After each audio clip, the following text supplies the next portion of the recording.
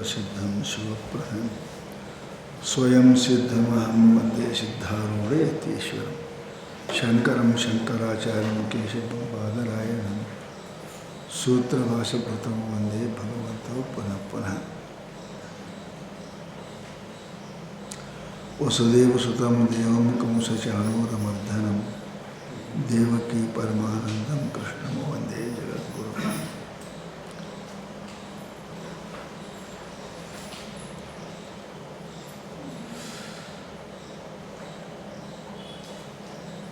ಭಗವಂತನು ಅರ್ಜುನನ ಕುರಿತು ಈ ಸಮಸ್ತ ಪ್ರಪಂಚವು ತೋರಿ ಇದ್ದು ಕೆಡುವಂಥದ್ದಾಗಿರುತ್ತದೆ. ಯಾವುದಕ್ಕೆ ಉತ್ಪತ್ತಿ ಇರುತ್ತದೆಯೋ ಅದಕ್ಕೆ ವಿನಾಶವೂ ಇರುತ್ತದೆ. ಆದ್ದರಿಂದ ಸಮಸ್ತ ಪ್ರಪಂಚವು ಇದು ತೋರಿ ಕೆಡುವುದಾದ್ದರಿಂದ ಇದು ಶಾಶ್ವತವಲ್ಲ. जितने भी पदार्थ उत्पन्न होते हैं उसका अंत होना ही है.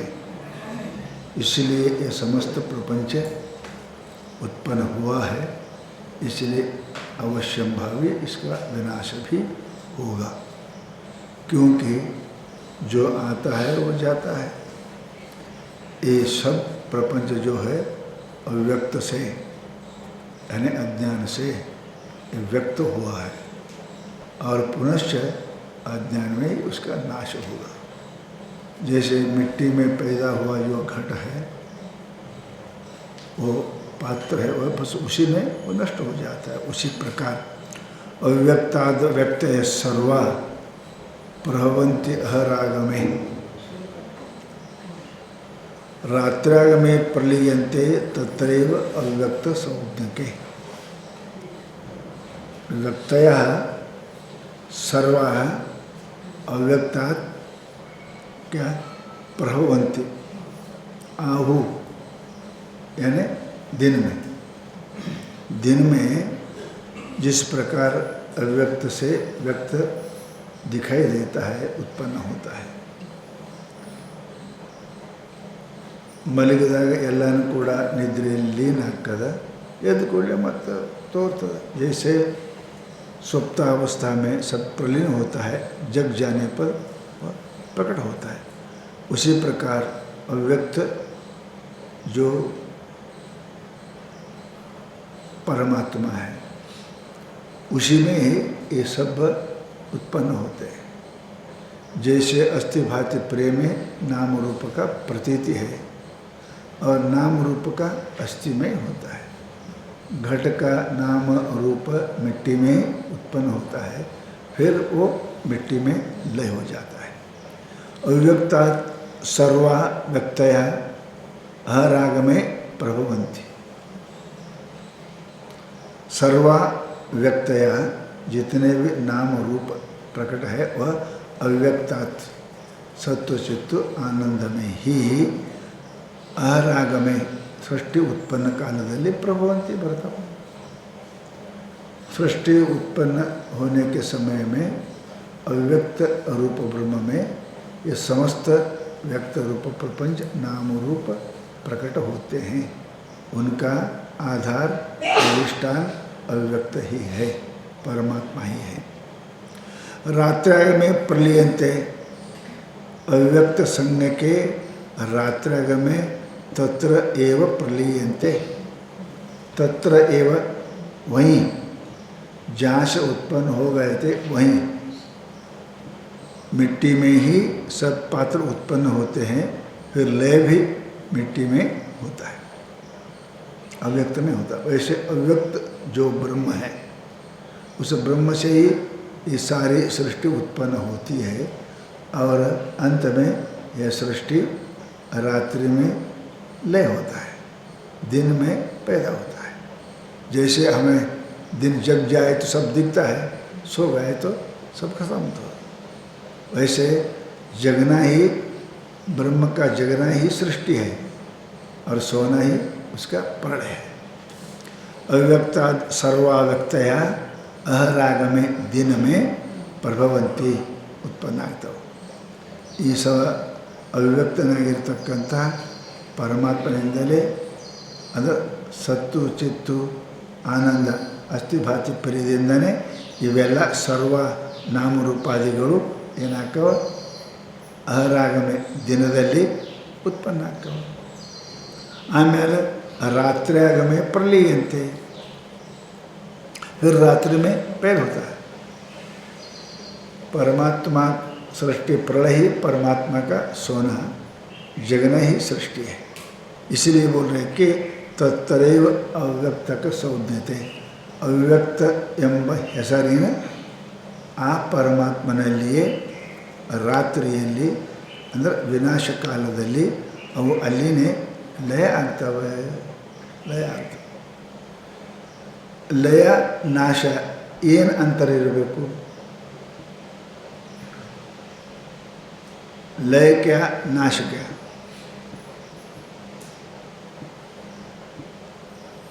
ನಾಶ ಲಯ ಅಂದರೆ ಪುನಃ ಪ್ರಕಟವಾಗೋದಕ್ಕೆ ಲಯ ಅಂತೇವೆ. ನಾಶ ಅಂದರೆ ಮುಗಿದೇ ಹೋಯಿತು, ಹೌದಾ? ನಾಶ पुनः नहीं होता है. लय में लय होता है ना, होता है दृश्य अदृश्य होता है, दिखता है न दिखता है, इतना ही, नाश नहीं है. इसलिए बोले कि सारी सृष्टि परमात्मा में प्रलय काल में लय यानी उसके पास गुप्त रूप से रहता है. जब वो दिन हो गए फिर आता है. जैसे सारे सृष्टि हम जब सोते हैं लय होता है, नाश नहीं होता, लय होता है. सब जग जाए फिर दिखता है.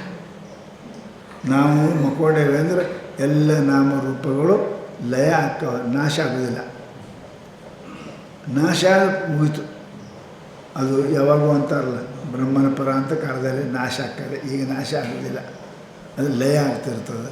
ಹಾಗೆ ಯಾವ ರೀತಿಯಾಗಿ ನಮ್ಮ ದಿವಸದ ಪ್ರಪಂಚ ಎಲ್ಲ ನಿದ್ರೆಯಲ್ಲಿ ಲಯವಾಗುತ್ತದೆಯೋ, ಪುನಃ ಮತ್ತೆ ಎಚ್ಚರಾದ ಕೂಡಲೇ ಮತ್ತೆ ಪ್ರತೀತಿಯಾಗುತ್ತದೆಯೋ, ಅದರಂತೆ ಇವೆಲ್ಲ ವ್ಯಕ್ತಗಳು ಏನು ತೋರ್ತಾವೆ ಇವು ನಾಮರೂಪಗಳು ಅಸ್ಥಿಭಾತಿ ಪ್ರಿಯ ಅವ್ಯಕ್ತದಲ್ಲಿ ಲೀನ ಆಗ್ತವೆ. ಅದಕ್ಕೆ ಹೇಳಿದ್ರು ವ್ಯಕ್ತಯ ಸರ್ವ ಅವ್ಯಕ್ತಾತ್ ಪ್ರಭವಂತಿ. ಎಲ್ಲ ನಾಮರೂಪ ಸೃಷ್ಟಿಯು ಅವ್ಯಕ್ತವಾಗಿರ್ತಕ್ಕಂಥ ಅಜ್ಞಾನ ಅಥವಾ ಮಾಯೆಯಲ್ಲಿ ಏನಪ್ಪ ಅಂದ್ರೆ ಪ್ರಕಟ ಆಗ್ತವೆ. ಯಾವಾಗ? दिन में, अहराग में, दिन में. जब ब्रह्मा सृष्टि करने का संकल्प करता है तब ये सब प्रकट होते हैं. रात्र्याग में, रात्रि में क्या है? तत्रैव ಅಲ್ಲೇನೆ, ಎಲ್ಲಿ? ಅವ್ಯಕ್ತದಲ್ಲಿಯೇ, ಅವ್ಯಕ್ತ ಸಂಜ್ಞಿಕೆ. ಆ ಅವ್ಯಕ್ತದಲ್ಲಿಯೇ ಏನಕ್ಕ ಮತ್ತು ಪ್ರಲೀಯಂತೆ, ನಾಶ ಅಲ್ಲ, प्रकृष्ट रूपेण लीयंते. मैं कुछ नहीं जानता. सोया हुआ क्या बोलता है? मैं कुछ नहीं जानता. कुछ नहीं जानने से क्या सब सृष्टि चली गई क्या? नहीं, लय हो गया, नाश नहीं, लय हो गया. ಅದರಂತೆ ಯಾವ ಸೃಷ್ಟಿ ಮಲಗಿದಾಗ ಎಲ್ಲನೂ ನಾಶ ಆಗೋದಿಲ್ಲ, ಸೃಷ್ಟಿ ಲಯ ಆಗ್ತದೆ. ಎಲ್ಲಿಗೂ ಹಗಲ್ದಾಗ ಮತ್ತೆ ಏನಾಗ್ತದೆ? ಮತ್ತೆ ತೋರ್ತದೆ. ನಿದ್ಯಾಗ ಹೆಂಗೆ ಲಯ ಆಗ್ತದೆ ಅಜ್ಞಾನದಲ್ಲಿ, ನಿದ್ರೆಯೊಳಗೆ ತಮದೊಳಗೆ ರಜಾಸತ್ವ ಎಲ್ಲ ಲಯ ಆಗ್ತವೆ. ಎದ್ದು ಕೂಡಲೇ ಮತ್ತೆ ತಮ್ಮ ಕಾಲ ಆಗ್ತವೆ, ಮತ್ತೆ ಆಗ್ತವೆ. ಅದಕ್ಕೆ ಹೇಳ್ತಾರಪ್ಪ, ಅದಕ್ಕೆ ತತ್ರೈವ ಅವ್ಯಕ್ತ ಸಂವೇದನೆಗೆ ಪ್ರಲೀಯತೆ. ಯಾವುದರಿಂದ ಯಾವ ಅಜ್ಞಾನ ಮೂಲಕವಾಗಿ ಎಚ್ಚರದಲ್ಲಿ ಇವೆಲ್ಲ ಕಾಣುತ್ತವೆಯೋ ಆ ಕಾಣುವ ಸಮಸ್ತ ವಸ್ತುಗಳು ನಿದ್ರೆಯಲ್ಲಿ ಅಲ್ಲೇ ಲಯವಾಗುತ್ತವೆ. ಬ್ರಹ್ಮನ ಎಚ್ಚರದಲ್ಲಿ ಸೃಷ್ಟಿ, ಬ್ರಹ್ಮ ನಿದ್ದೆ ಮಾಡಿದ ಅಂದ್ರೆ ಲಯ. ಹ್ಯಾಂಗೆ ನಾವು ಎಚ್ಚರ ಆದೇವ ಅಂದ್ರೆ ಸೃಷ್ಟಿ ಕಾಣ್ತದೆ, ನಾವು ಮಕ್ಕೊಂಡೇವ ಅಂದ್ರೆ ಸೃಷ್ಟಿ ಹೋಗ್ತದೆ. वैसे जब जग जाए सृष्टि दिखती है, जब सो जाए सृष्टि समाप्त हो जाती है. समाप्ति यानी लय हो जाती है, नाश नहीं होता, लय हो जाती है. इसलिए रात में लय होना, दिन में प्रकट होना. क्यों? अज्ञान कारण. अज्ञान के कारण, अज्ञान के द्वारा यह सृष्टि प्रलय होता है और उत्पन्न होता है, उद्भूत होता है. उद्भूत और प्रलय ये सृष्टि का निर्माण और नाश है. ಅವ್ಯಕ್ತಾತ್. ಅವ್ಯಕ್ತಾತ್ ಅಂದರೆ ಅವ್ಯಕ್ತಂ ಪ್ರಜಾಪತಿ ಸ್ವಾಪಾವಸ್ಥಾ. ಅವ್ಯಕ್ತ ಅಂದರೆ ಏನು? ನಿದ್ದೆ. ನಿದ್ದೆ ನಮ್ಮ ನಿದ್ಯಾಗ ಎಲ್ಲನೂ ಕೂಡ ಅದರ ಲಯ ಆಗ್ತವೆ. वैसे ब्रह्मा के सुप्तावस्था में वो तो बहुत दिन सोता है कहते हो, पुराण में लिखा है कितना दिन सोता है, कितना दिन जगता है. ब्रह्म जब सोते हैं, ब्रह्म कौन? चतुर्मुख सृष्टिकर्ता जो ब्रह्म है, जब सोते हैं वो तब स्वाप अवस्था, वो उसको अव्यक्त बोलते हैं. तस्मात् अव्यक्तात्, आ अव्यक्तದಿಂದ ವ್ಯಕ್ತಯಃ ವ್ಯಜ್ಯಂತೆ ಇತಿ ವ್ಯಕ್ತಯಃ. ಆ ಅವ್ಯಕ್ತದಿಂದ ಯಾವುವು ಪ್ರಕಟವಾಗುತ್ತವೆಯೋ, ಹೇಗೆ ಯಜ್ಞದಿಂದ ಪುಣ್ಯ ಪ್ರಕಟವಾಗುತ್ತದೆಯೋ, ಹೌದಿಲ್ಲ, ಶ್ರಮದಿಂದ ಹೇಗೆ ದುಡ್ಡು ಪ್ರಕಟವಾಗುತ್ತದೆಯೋ, ಅದರಂತೆ ಏನಪ್ಪ ಅಂತ ಕೇಳಿದರೆ ಆ ಅವ್ಯಕ್ತದಿಂದ ವ್ಯಜ್ಯಂತೆ ಪ್ರಕಟ ಆಗ್ತದೆ. ಏನು? ವ್ಯಕ್ತಯ. ಅವ್ಯಕ್ತಾತ್ ವ್ಯಕ್ತಯ ಸರ್ವೇ. ಆ ಅವ್ಯಕ್ತದಿಂದ ಅವ್ಯಕ್ತದಲ್ಲಿ ಲಯವಾದ ನಾಮರೂಪಗಳು ಅವೇನಾಗ್ತವೆ ಅಂದ್ರೆ ವ್ಯಕ್ತ ಕಾಲದಲ್ಲಿ ಪ್ರಕಟ ಆಗ್ತವೆ. ಮೊಗೊಂಡಕ್ರೆ ಯಾವ ಲಯ ಆಗಿದ್ದು ಆ ಮನೆ ಮತ್ತು ತೋರ್ತಾವೆ ಪುನಃ ತೋರ್ತಾವೆ. ಅವ್ಯಕ್ತ ಎಂಬ ಹೆಸರಿನ ಅದರಲ್ಲಿಯೇ ಪ್ರಲಯವಾಗುತ್ತದೆ. ಅವ್ಯಕ್ತವೆಂಬ ಅಜ್ಞಾನದ ಕರೆಸಿಕೊಳ್ಳುವ ಅಜ್ಞಾನದಲ್ಲಿ ಇವೆಲ್ಲ ಪ್ರಳಯ ಆಗ್ತವೆ. ಯಾವ್ಯಾವು? ವ್ಯಕ್ತಯ ಸ್ಥಾವರ ಜಂಗಮ ಲಕ್ಷಣ ಸರ್ವ ಪ್ರಜಾ ಭವಂತಿ ಅಂದರೆ ಅಭಿವ್ಯಜ್ಯಂತೆ. ವ್ಯಕ್ತ ಅಂದರೆ ಏನು? ಈಗ ಸ್ಪಷ್ಟವಾಗಿ ಇಂದ್ರಿಯ ಗೋಚರವಾಗುವುದು ಅಂದರೆ ಅಂತಃಕರಣ ಬಹಿಃಕರಣ ಗೋಚರವಾಗುವುದು, ಅದಕ್ಕೇನಂತಾನು व्यक्त अंते. अव्यक्त यानी क्या? जो अंतःकरण या इंद्रियों को गोचर नहीं होता है वो अव्यक्त है. व्यक्त यानी क्या? मन इंद्रियों को जो गोचर होता है वो व्यक्त होता है. कहाँ से? अव्यक्त ही व्यक्त होता है. अव्यक्त ही व्यक्त होता है. जैसे अव्यक्त जो इच्छाएं स्वप्न रूप से प्रकट होते हैं, ಅವ್ಯಕ್ತ ಇಚ್ಛೆಗಳೇ ಸ್ವಪ್ನ ರೂಪದಲ್ಲಿ ಹೆಂಗೆ ಪ್ರಕಟ ಆಗ್ತವೆ, ಅದರಂತೆ ಈ ಅವ್ಯಕ್ತವಾದ ಏನಪ್ಪ ಅಂದ್ರೆ ಸೃಷ್ಟಿ ಇದು ವ್ಯಕ್ತ ಆಗ್ತದೆ. ಅಭಿವ್ಯಜ್ಯಂತೆ ಯಾವಾಗ? ಅನ್ನ ಆಗಮ ಅರಾಗಮ. ಅನ್ನ ರಾತ್ರಿ, ಎರಡು ಹೆಸರು ಸಂಸ್ಕೃತ ಹಗಲ. ಅನ್ನ ಅಂದ್ರೆ ಹಗಲ. ನ ಅಲ್ಲ ಹಕನ, ನ ಕನ ಅಂದ್ರೆ ಹಕನ ಅಂದ್ರೆ ಹಗಲ. ಅನ್ನ ಆಗಮ ಅಂದ್ರೆ ಅಹರಾಗಮ. ಅನ್ನ ಅಂದ್ರೆ ಹಗಲ, ಆಗಮ ಅಂದ್ರೆ ಬರುವುದು, ತೋರುವುದು. ಹಗಲಿನಲ್ಲಿ ಪರಮಾತ್ಮನ ಪ್ರಜಾಪತಿ ಹಗಲಿನಲ್ಲಿ ಅಂದರೆ ಎಚ್ಚರದಲ್ಲಿ ತೋರ್ತು. सारी सृष्टि क्या है? चतुर्मुख ब्रह्मा के दिन में सब दिखते हैं. रात में प्रलय होता है लेकिन दिन में दिखते हैं. किसके दिन? प्रजापति के. प्रजापति के दिन में ये सब दिखते तोर्तव. तस्मिन् अहराग में काले, अहराग में ಎಚ್ಚರ ಜಾಗೃತ ಅವಸ್ಥೆಯಲ್ಲಿ ಬ್ರಹ್ಮಣ ಪ್ರಬೋಧ ಕಾಲೆ ಹಂಗಂದ್ರೆ ಬ್ರಹ್ಮನ ಎಚ್ಚರದಲ್ಲಿ, ಬ್ರಹ್ಮ ಚತುರ್ಮುಖ ಬ್ರಹ್ಮನ ಜಾಗೃತ ಅವಸ್ಥೆಯಲ್ಲಿ ಇವೆಲ್ಲ ತೋರ್ತವೆ. ಮತ್ತು ತಥಾ ರಾತ್ರಿಯಾಗಮೇ, ರಾತ್ರಿ ಆಯಿತು ಅಂದರೆ ಚತುರ್ಮುಖ ಬ್ರಹ್ಮ ಮಕ್ಕೊಂಡ ಅಂದರೆ ಪ್ರಳಯ ಆಗ್ತದೆ. ನಾವು ಎಚ್ಚರ हम अभी जग गए तो सृष्टि, हम सो गए तो प्रलय है क्या नहीं? हमारा संसार प्रलय होता है. वैसे ही सारा प्रपंच जो है ना ब्रह्मा के जगने से उत्पन्न होता है, जब सो जाता है खत्म हो जाता है. इसलिए बोल रहे हैं कि स्वाप काले नश्यति ಇಲ್ಲ ಏನಂದರೆ प्रलीयन्ते, गुप्त हो जाता है. ऐसे क्यों बोल रहे? अरे भाई नहीं तो फिर कर्म बड़ पंचे तो कर्म करता है ना जीव, उसके लिए पड़े आगे बोल रहे अकृताभ्याम कृतविप्राश दोष होगा. नाश है बोले तो क्या होता है? अकृत अभ्यागम कृत विप्रणाश दोष, न किए हुए कर्म का फल भोगना, किए हुए नाश होना, ये बड़ा दोष है, बड़ा दोष होता है। इसलिए वो बोल रहे हैं कि प्रलीयंते व्यक्त तत्रैव पूर्व सौज्ञ के अव्यक्ष सौज्ञ के नाश नहीं, प्रलीयंते संस्कार सहित इरताव, ಸಂಸ್ಕಾರ ಸಹಿತ ಅನ್ಯ ರೂಪ ತಾಳೋದು ಅಥವಾ ದೇಹವನ್ನು ಬಿಡೋದಕ್ಕೆ ಏನಂತಾರೆ, ಅದಕ್ಕೆ ಪ್ರಳಯ ಅಂತ ಕರೀತಾರೆ. ಮನುಷ್ಯ ಸಾಯ್ತಾನೆ, ಸಂಸ್ಕಾರ ತೊಗೊಂಡೇ ಸಾಯ್ತಾನೆ, ಹಾಗೆ ಸಾಯಂಗಿಲ್ಲ. ಮನುಷ್ಯ ಮುಕ್ಕೋತಾನೆ, ಸಂಸ್ಕಾರ ಸಹಿತ ಮುಕ್ಕೋತಾನೆ, ಅದಕ್ಕೆ ಸ್ವಪ್ನ ಬೀಳ್ತಾವೆ.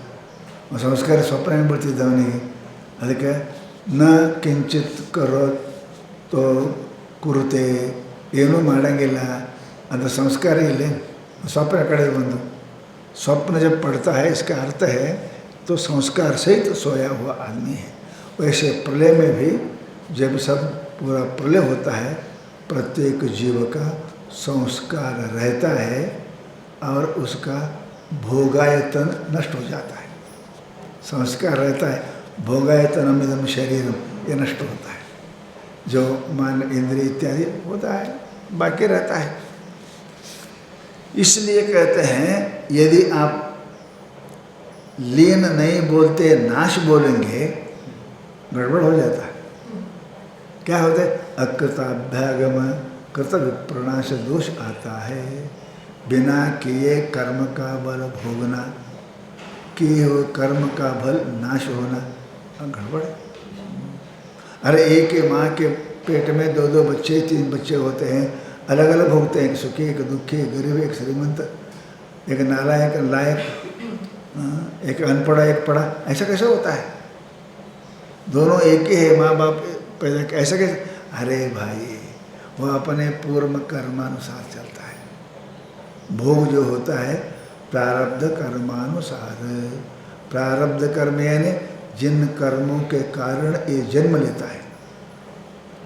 ಯಾವ ಕರ್ಮಗಳ ಭೋಗಕ್ಕಾಗಿ ಜನ್ಮ ತಗೋತಾನೆ ಅವಕ್ಕೆ ಪ್ರಾರಬ್ಧ ಕರ್ಮ ಅಂತ. ಒಂದು ವೇಳೆ ಅದು ಮಾಡಲಿಲ್ಲ ಅಂದರೆ ಮತ್ತು ಯಾರಿಗಾರೆ ಹೆಂಗೆ ಬರ್ತಾವಪ್ಪ? ಮಾಡುವನು ಉಣ್ಣುವನು ಮನೆ ಅಂತ ಕಡವ. जो आदमी जो करता है उसका फल उसको मिलता है. MSc वाले को वो क्या होता है, मास्टर ही होता है. MBBS वाले डॉक्टर ही होता है, इंजीनियर होता है. जो कर्म किया वही तो होगा ना. इंजीनियर पढ़ करके मैं डॉक्टर भरते इंजेक्शन करता हूँ बोले तो पागल बोलते हैं. ये डॉक्टर लोग मैं घर बांधता हूँ, ये पागल ही बोलते हैं. ये जो अपने संस्कार के अनुसार उसको चलना पड़ता है. वैसे जिस संस्कार के द्वारा वो मर गया है, उस संस्कार के अनुसार ही जन्म लेता है, फिर कर्म करता है. ಅದು ನಿಯಮದ ಅಂತಾರೆ.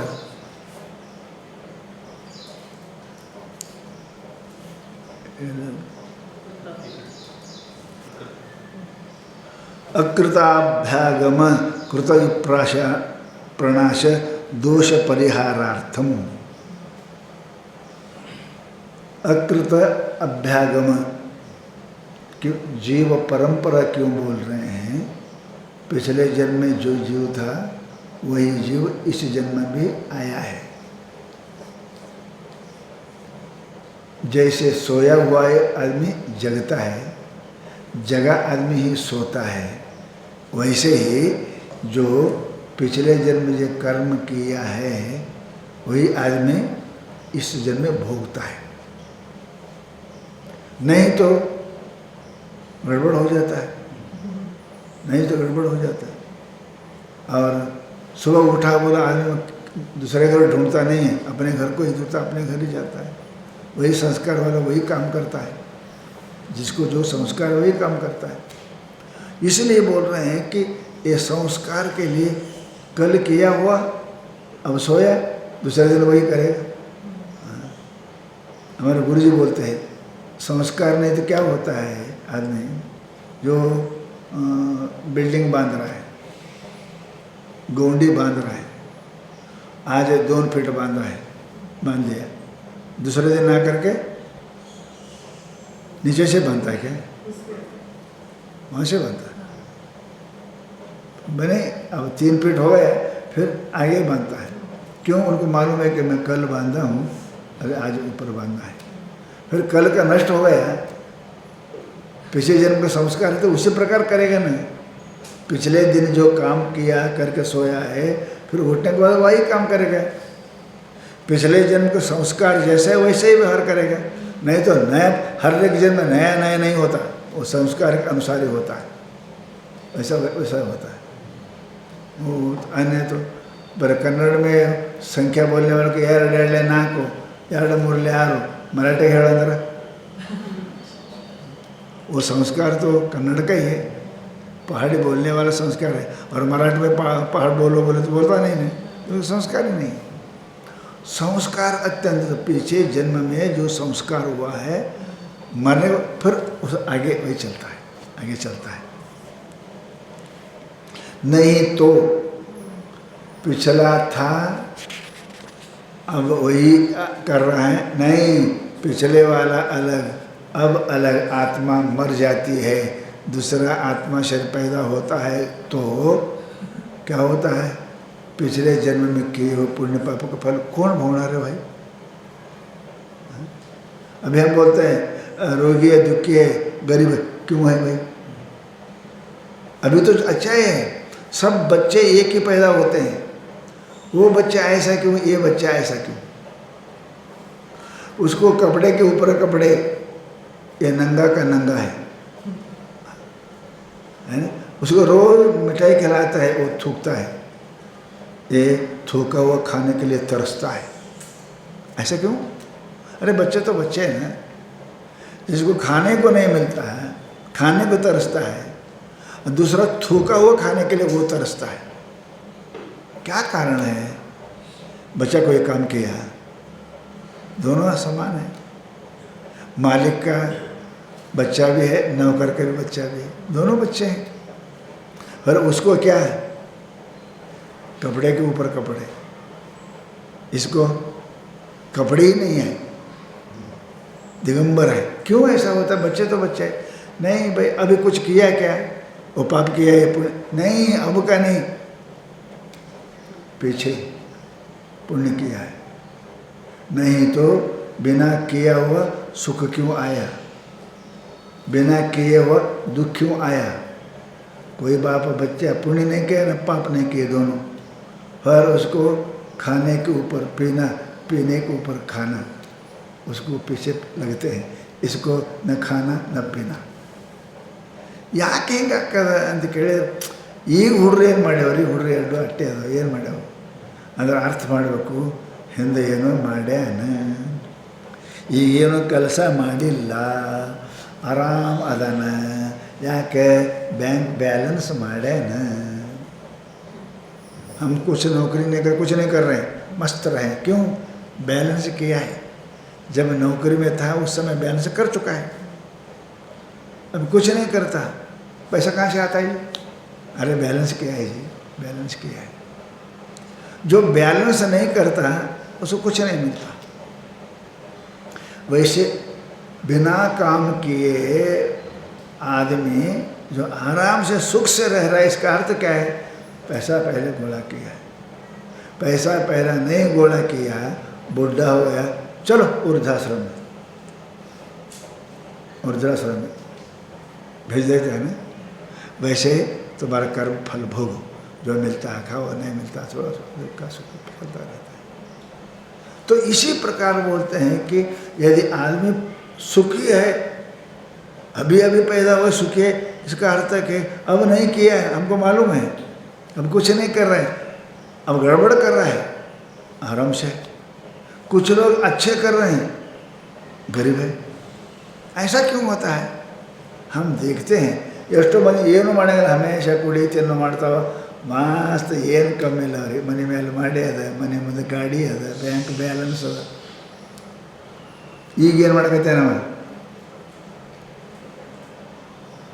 ರಪ್ಪ ಗಳಿಸಿ ಬಿಟ್ಟೋಗೇನಿ ಖರ್ಚು ಮಾಡಕತ್ತೇನೆ, ಖರ್ಚು ಮಾಡಕತ್ತೆ. ಹಾಗೆ ಪೂರ್ಣ ಪುಣ್ಯ ಮಾಡೋದು ನೋಡಿದ್ರೆ ಅನ್ಬೇಕವ ಮಾಡ್ಯಾನ, ಮಾಡ್ಯಾನ ಅಂದ್ರೆ ಹಿಂದೆ ಅದಾನ, ಮಾಡೋಕ್ಕೆ ಇರಬೇಕಲ್ಲ. ಇಲ್ಲದೆ ಇದ್ರೆ ಹಿಂದೆ ಇಲ್ಲ ಆತ್ಮ ಅಂದೆ ಅಂದ್ರೆ ಈ ಸುಖ ದುಃಖ ಯಾಕೆ ಬರಕತ್ತೇವೆ? ಮಾಡಲಾರ್ದೆ ಬರ್ತಾವ. ಮಾಡಿದ ಉಣ್ಣವನು ಮಣಿ ಅಂತ ಕಡವ, ಮಾಡಿದ್ದುಣ್ಣೋ ಮಾರಾಯ. ಮತ್ತು ಇದು ಉಣ್ತಾನೆ ಅಲ್ಲಿದು.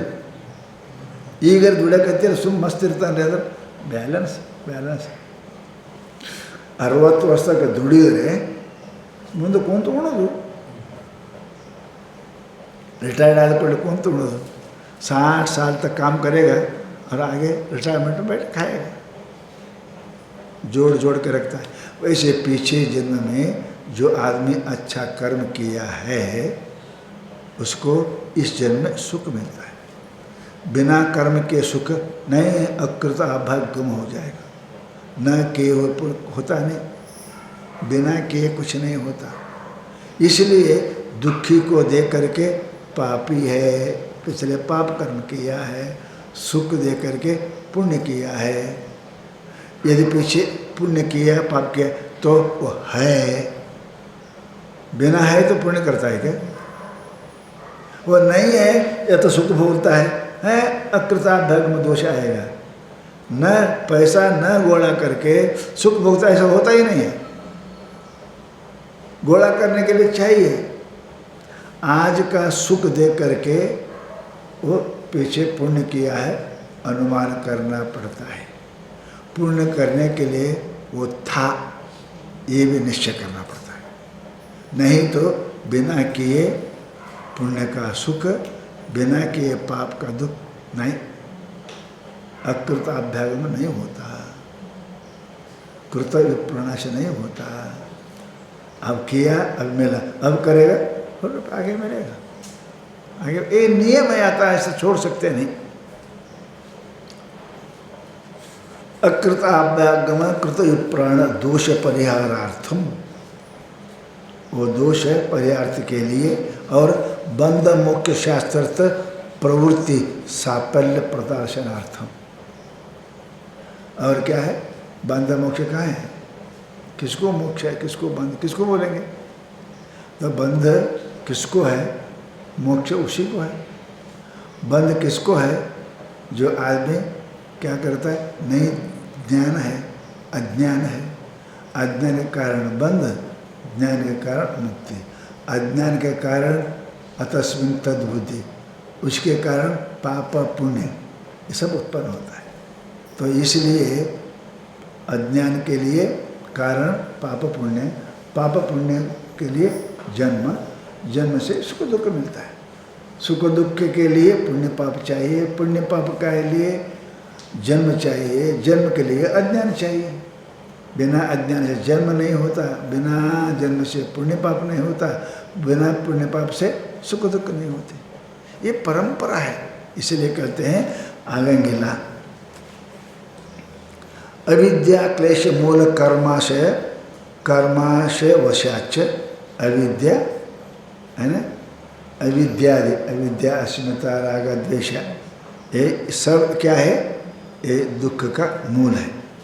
कर्माशय वशाच, अविद्या अस्मिता राग द्वेषಗಳ ಮೂಲಕವಾಗಿ जो कर्म करता है, कर्म से जो पुण्य पाप उत्पन्न होता है, ಅದರಿಂದ ಅವಶಃ ಅನಿರ್ವಾಹವಾಗಿ ಭೂತಗ್ರಾಮ ಜನ್ಮ ಜನ್ಮಾಂತರದಲ್ಲಿ ಭೂತ್ವ ಹುಟ್ಟಿ ಸಾಯ್ತಾನೆ. ಹಾಗೆ ಯಾಕೆ ಆಯ್ತಾನೆ? ಅಜ್ಞಾನದಿಂದ ಅನ್ಯಥಾ ಬುದ್ಧಿ, ಅನ್ಯಥಾ ಬುದ್ಧಿಯಿಂದ कर्मದಿಂದ जन्म के लिए कर्म चाहिए, कर्म के लिए क्या चाहिए? देह चाहिए, देह के लिए क्या? अज्ञान। ये अज्ञान वशात ಏನಾಗ್ತದೆ?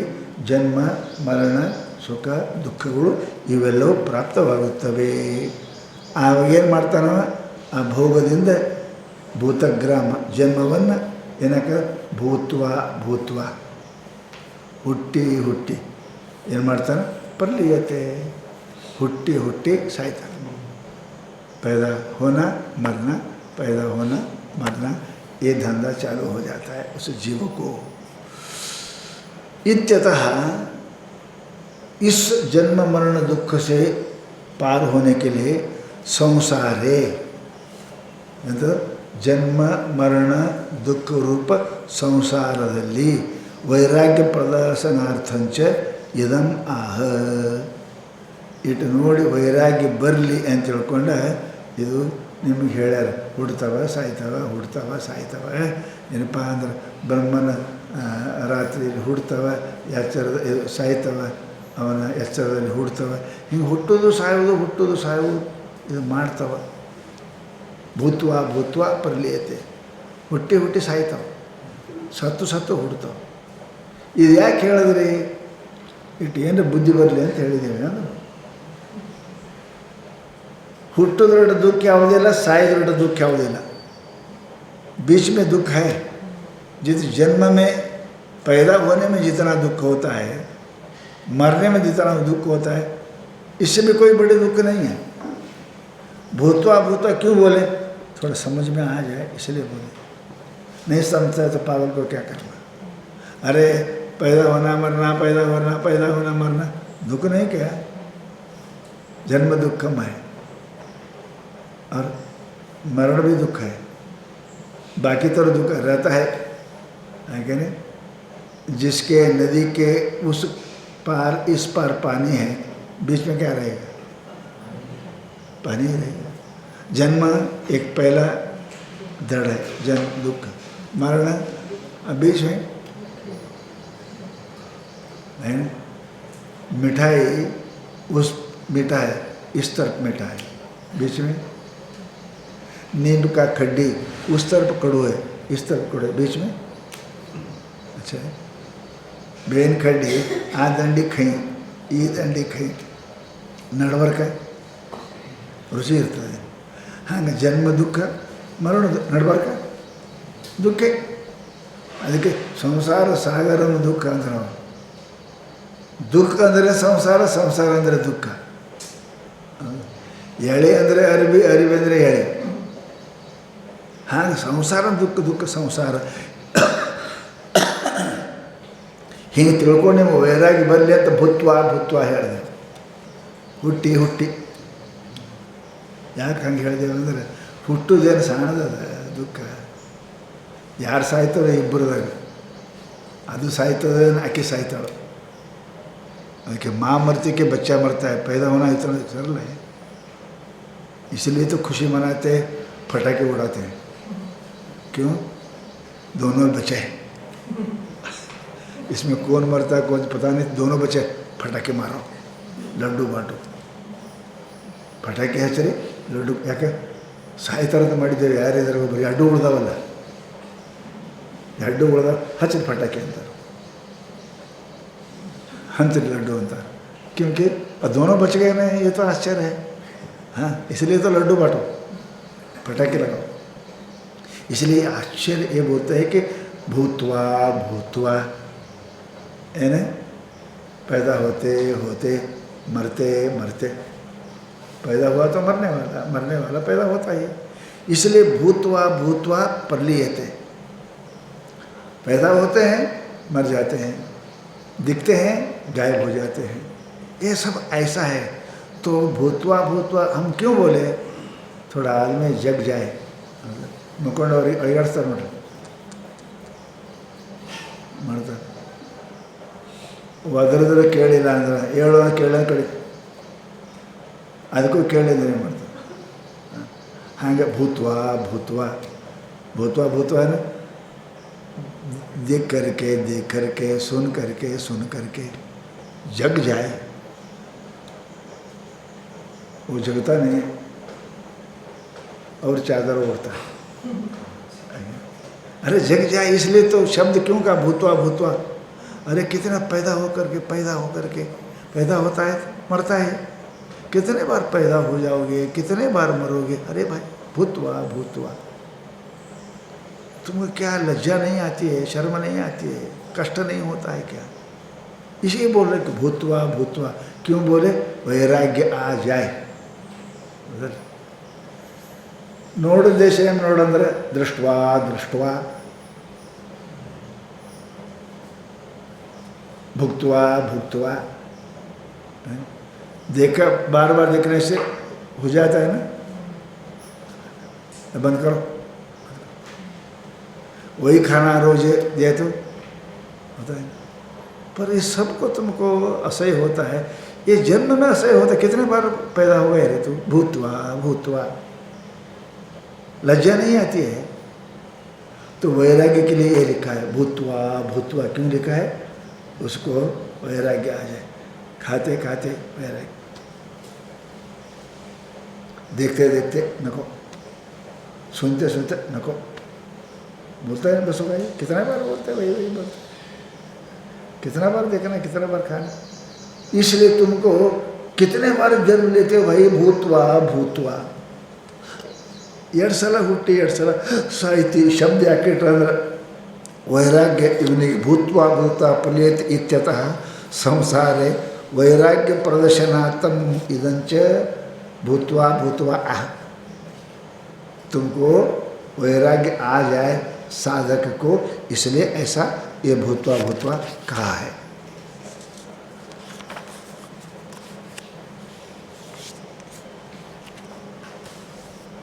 आगे आगे कल भूतग्राम स एवायम भूतवा भूतवा प्रलीयते रात्र में अवश्य पार्थ प्रभवत्य राग में वो प्रश्न पूछ रहे हैं कि ये ऐसा क्यों सोते हैं, ऐसा क्यों जगते हैं, क्यों सोते हैं? सोना तो आराम है ना, जगते क्यों? सो जाओ ना, सो जाओ। अरे उठने के बाद बताए बड़ा आराम से सोए, और 2-4 घंटे सो ना। कौन को बोला है? सोने, आप बोल रहे हैं कि सोने में आनंद है, फिर सो जाओ, पूरा सो जाओ। तो कौन जगने के लिए बोल रहा है? नहीं भाई, जगना ही पड़ता है। जगना हमारे हाथ में नहीं है, सोना भी आप बिस्तर पे पड़े रहना तुम्हारे हाथ में, सोना तुम्हारे हाथ में नहीं है, जगना तुम्हारा। अरे भाई तुम्हारा कर्म है, कर्म के फल भोगने के लिए सोता है जागता है आदमी। वही आगे श्लोक में फिर कल बोल रहे हैं।